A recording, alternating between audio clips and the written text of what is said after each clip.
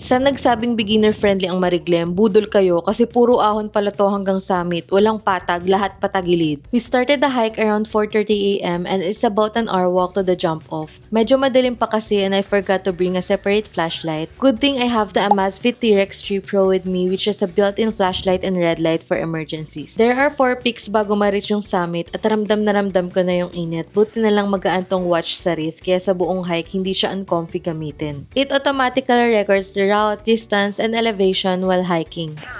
Walked 5 kilometers. And kahit walang signal sa bundok, may offline map that helps with navigation via GPS. And the best part, the battery lasts up to 17 days on a single charge, perfect para sa long hikes. By 10 AM, we finally reached the summit. Super ganda ng view, parang bukid nun. Green na green pa yung bundok, next month daw kasi magbabrown na siya. Bumaba na rin kami agad via traverse trail and kung nahirapan na ako sa paahon, mas challenging pala yung pababa, sobrang tarik and mas malalaki yung bato. Ilang beses tumama yung watch ko pero walang gasgas kasi it's made of sapphire glass screen kaya sobrang tibay. Kitang-kita pa rin yung screen kahit sobrang sikat ng araw at pwede mo rin i-check if there are any weather changes. It's very convenient kasi you can also make calls using the watch. By this time, tanghali na, medyo sumasakit na yung tuhod ko. May 3 rivers din na madadaanan and pwede maligo dito. Di ko na tinanggal yung watch since this is waterproof. By 2 PM, nakababa na kami. Nakakapagod pero worth it yung view. Ang kalaban mo lang talaga is yung init at mabatong daan. Buti na lang din Bermans kaya mahangin. For its price, a Amazfit T-Rex 3 Pro which tracks everything route, weather, pati stress levels at recovery time is really justified. Super helpful sa buong hike kaya if you're into any outdoor activities, this is definitely a game changer. Yun lang, see you in our next hike!